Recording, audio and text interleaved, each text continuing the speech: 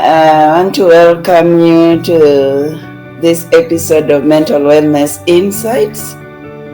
And today we are having a wonderful person give us her story. Patty, welcome. And can you kindly just introduce yourself? Sure. Thank you so much for having me on. Mm-hmm. I'm a psychiatric nurse practitioner. I live in Arizona in the United States. And my story is pretty simple, yet tragic. I lost my ex-husband to suicide almost 13 years ago. And then 10 months ago, lost our 19-year-old son to suicide as well. Thank you.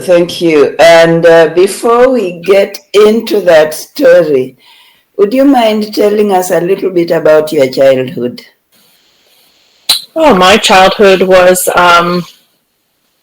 somewhat difficult. My parents were immigrants, and I was the first generation born in the United States. But I was raised by both of my parents, and a younger brother lived in the home. Yeah. But it was difficult. Also had some good parts as well. But my father has just passed a year ago now, and my mother is still living, and my younger brother as well. Okay. So how was your childhood like? My childhood was difficult. Definitely a lot of dysfunctionality in my household. There was definitely two parents that were not very good about being emotionally regulated, and a lot of fighting, a lot of chaos in our household growing up. Was there any alcoholism or addiction? Alcoholism was definitely a problem. There were lots of arguments with my father towards my mother about her drinking, and I don't think that she was ever counseled on alcohol or anything like that, but it was certainly the source of many arguments in our home. So is your mother who was alcoholic? Correct. It definitely was trouble with alcohol in the family, yes. Yeah. Okay. So as you were born and you grew up, the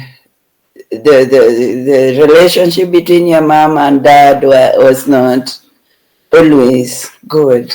No. Very tumultuous. So how did it affect your growing up? Well, I will say this, it certainly was not a good model for relationships in the future. Yeah.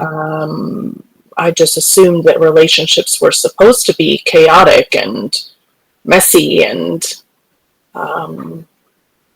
that certainly was not the case once I became an adult and realized there was something far different that I should be searching for. But it certainly did impact how I went about life and the relationships that I sought out based on what was modeled at home.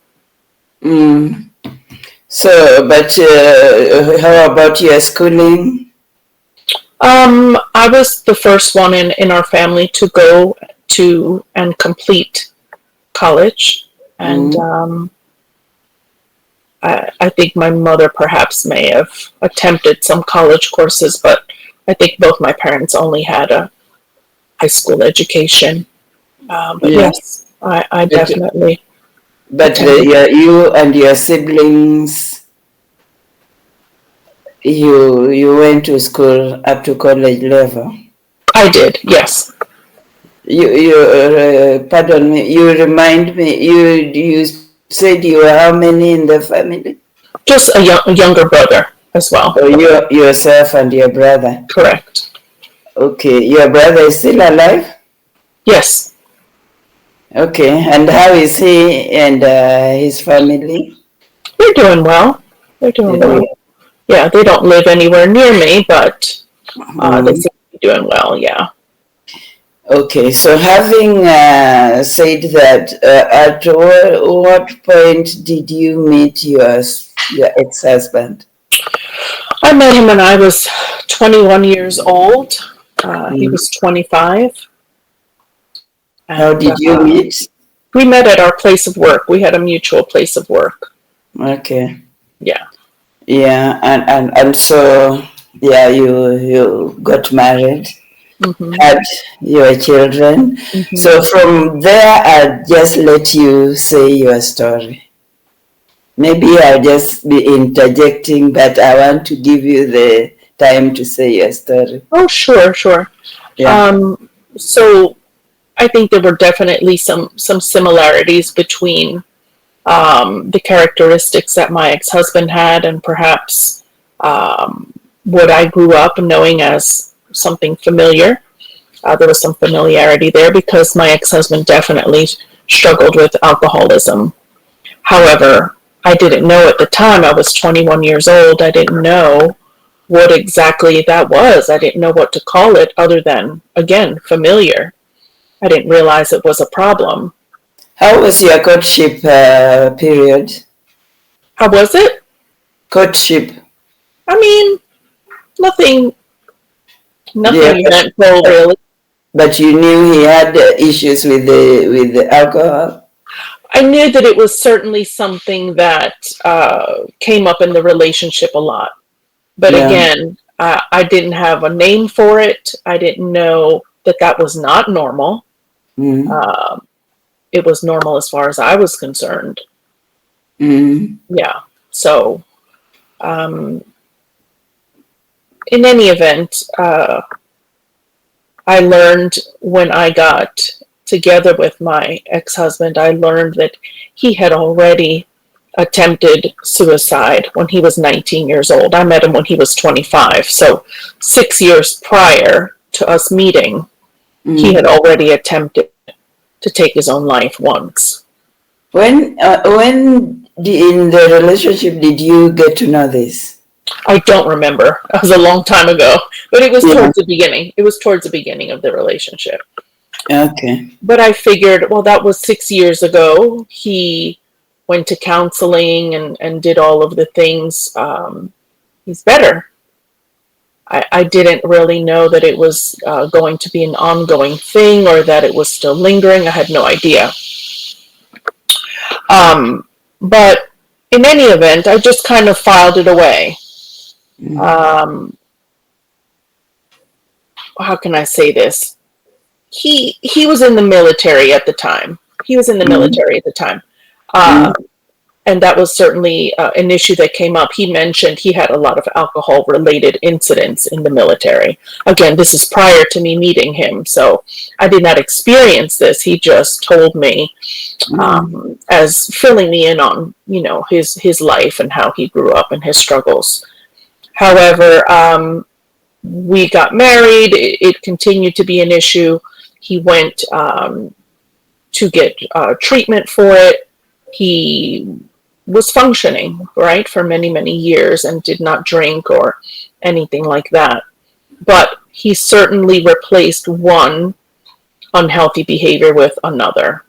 So it was video games. He would play for hours and hours and hours. He didn't drink, but, it was video games or, cigarette smoking, or he revealed he had used marijuana on occasion. So uh, definitely there was something always going on. He was always battling something.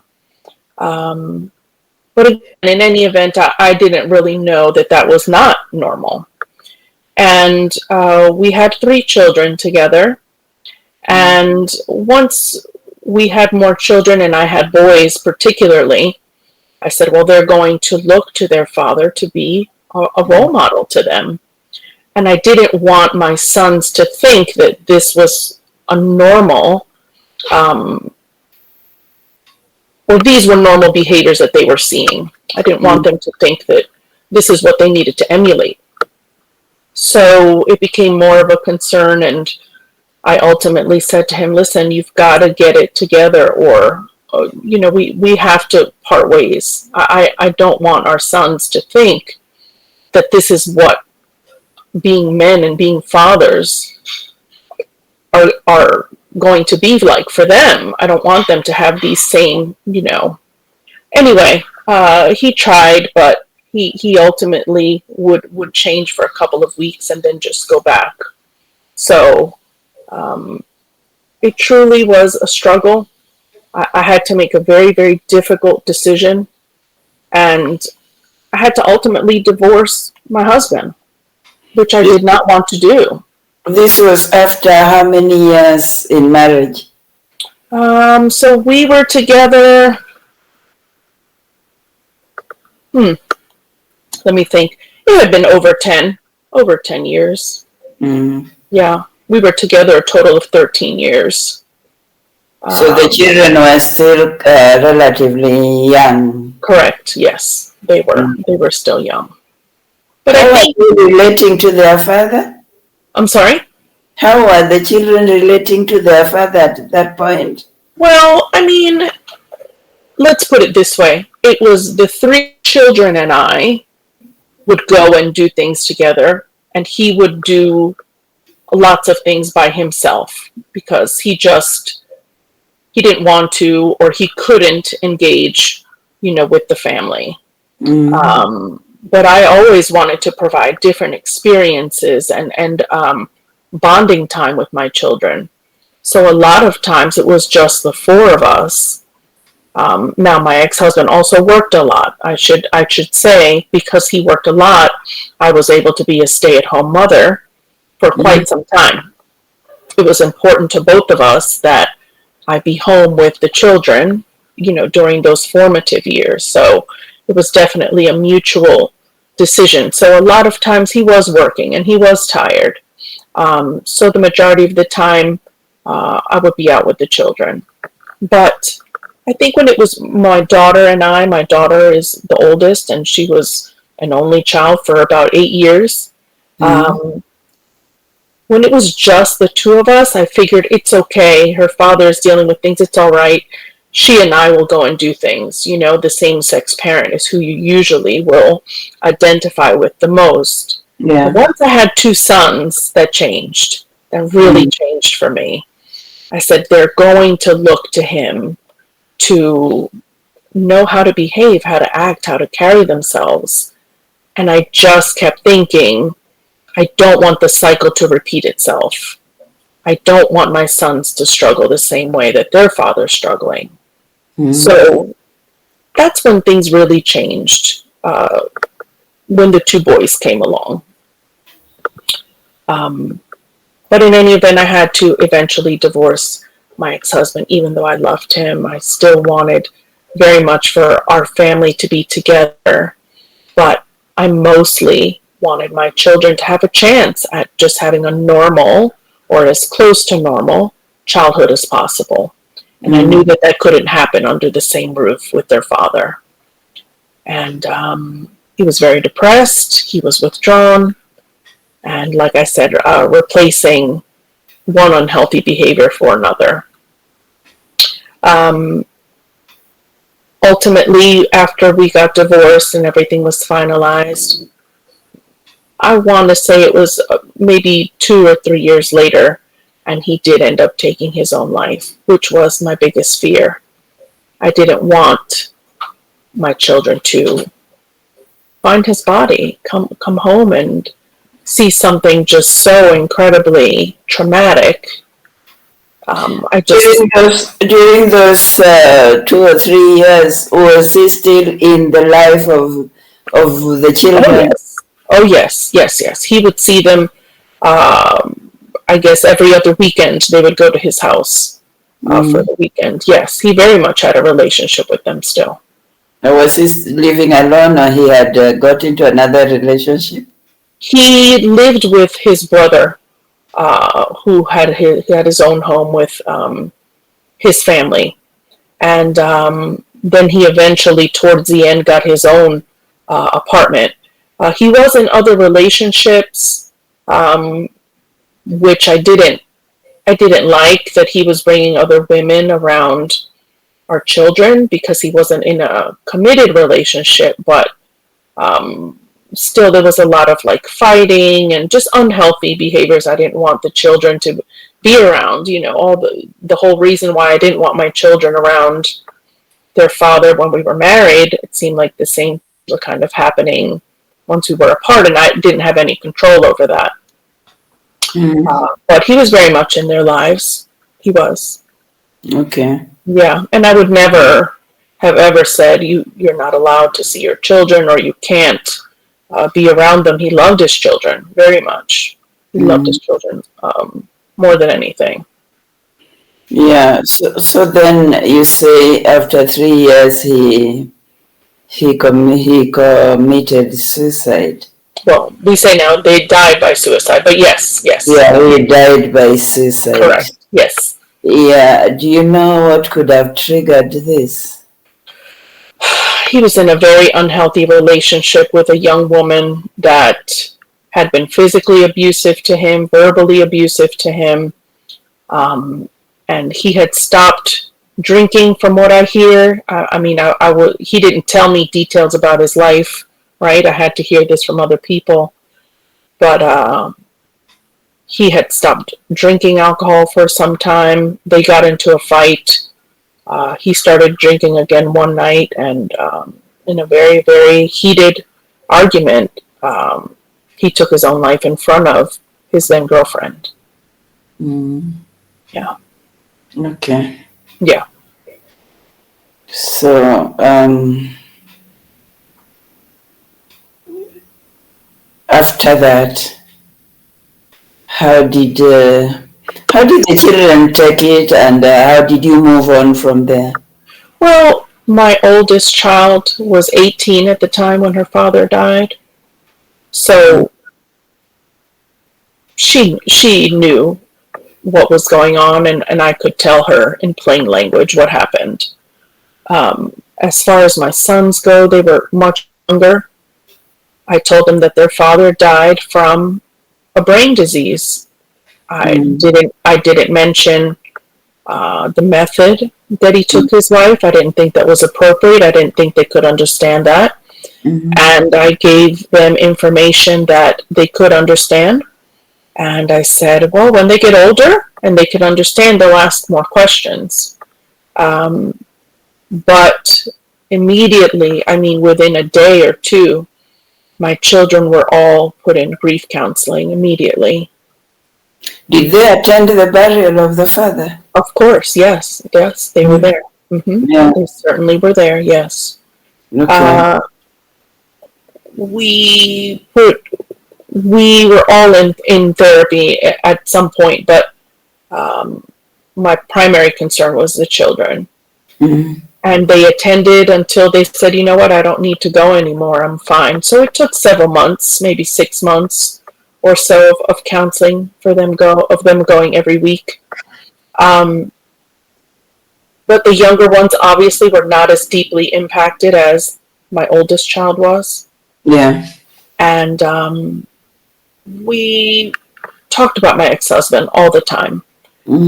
His memory was certainly alive in our home every day. Constantly talking about good times, not so good times, laughing about funny things. Pictures of him, were everywhere. We talked about him openly, and it was a conversation I thought was necessary, because I knew that my children were predisposed to all of the struggles that their father had because of genetics. Yeah. So we had these conversations very openly about mental health, about suicide, about addiction. Addiction was a big one. I would tell my children, you are not able to experiment with drugs and alcohol like other people because of your genetics. Unfortunately, you are predisposed, and the chances of you becoming addicted to something are far greater. So don't start, you'll never have to stop, is what I would always say to my children from the time they were little. So we talked about these things openly. I always felt that knowledge was power. If they knew what their struggles were or potentially could be, if we talked about them and got educated, they would be better prepared to handle them. And my children did struggle. The boys, I think, especially because their father wasn't there, and there were no male role models living near us that they could rely on. So it was difficult, but I did the best that I could to give all the children a great life and great experiences. But I think that ultimately my biggest fear was that they would end up taking their own lives. And anytime the boys struggled, my daughter as well, but particularly the boys, if they struggled, we were immediately at the doctor trying to get it taken care of. My children attended therapy many times. They had seen psychiatrists, and a lot of it was just normal teenage development. And I thought they were doing great. But apparently my youngest son, well, he was the youngest at the time. I ended up getting remarried and having another son, having a total of 4 children.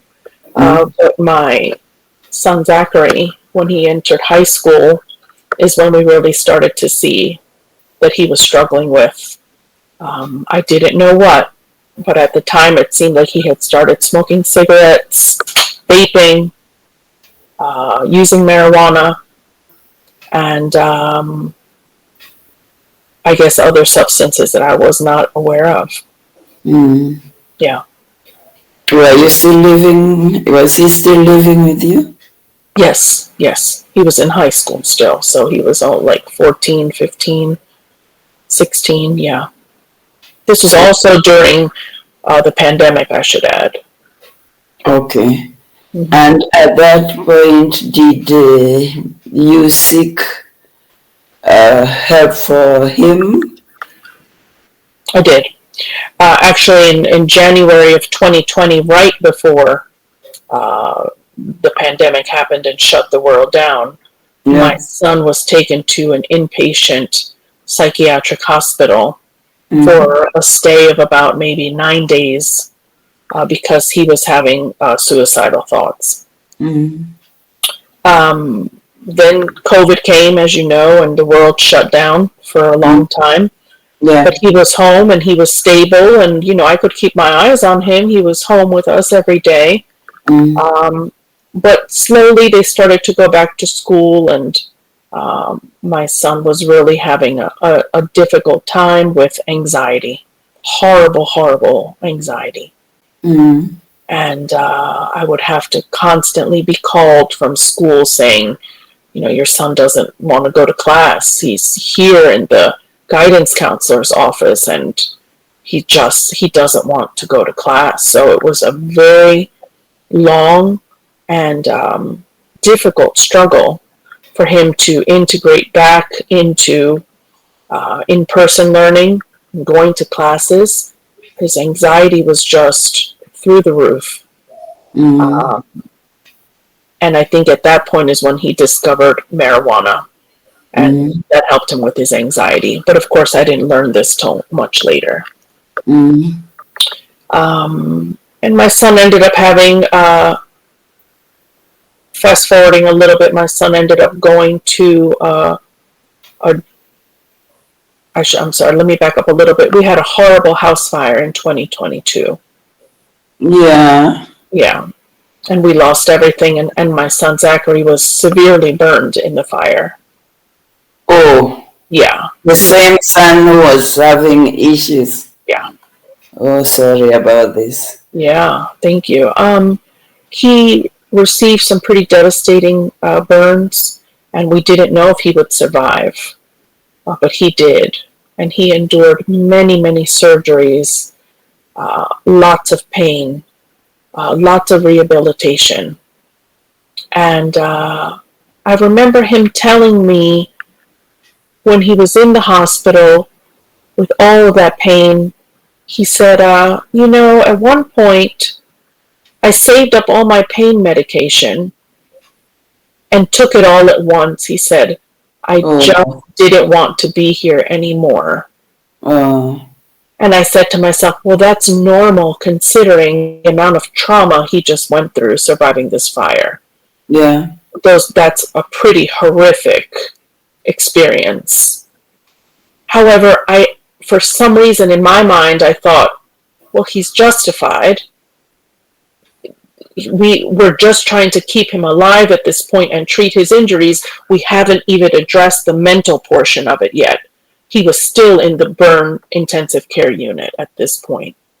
So I just kind of filed it away. However, thinking back now, thinking, okay, he was having more suicidal thoughts even after the time he was hospitalized in January of 2020. It had something to do with his injuries. Maybe it didn't. Maybe he had these thoughts all along. Yeah. And this was only time he verbalized that to me. There was another time before the fire, I'm remembering now, he had been started on a new medication to help with his depression and his mood. And we went to pick up the medication at the pharmacy. And I said, okay, so you'll start this new medication tomorrow, okay? He said, okay. So I give him the bag of medicine and he goes to his room. For some reason, he took a handful of them. And I couldn't understand what was going on. Well, to just kind of sum all this up, he told the psychiatrist, I Googled the amount of medication that would be lethal, and I made sure that I didn't take that much. I made sure that I took less than that. I just wanted to go to sleep. Again, thinking back now, maybe that was another attempt to take his life. Yeah. Don't know. He never verbalized that to me. So now that he's gone, I can replay all of these things and say, okay, there was something going on. But when I would ask him, because I asked my son very directly, are you having suicidal thoughts? Are you hearing voices? Do you wish you weren't here? He would deny everything. So I didn't pursue it. But it's very possible my son was not being truthful. Yeah. It's very possible my son did not want to disclose what exactly he was feeling.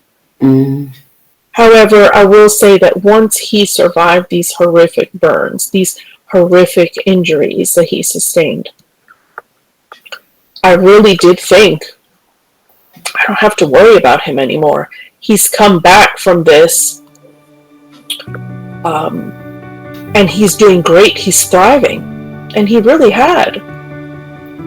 He had obtained his driver's license. He had bought himself a vehicle. He was enrolled in college.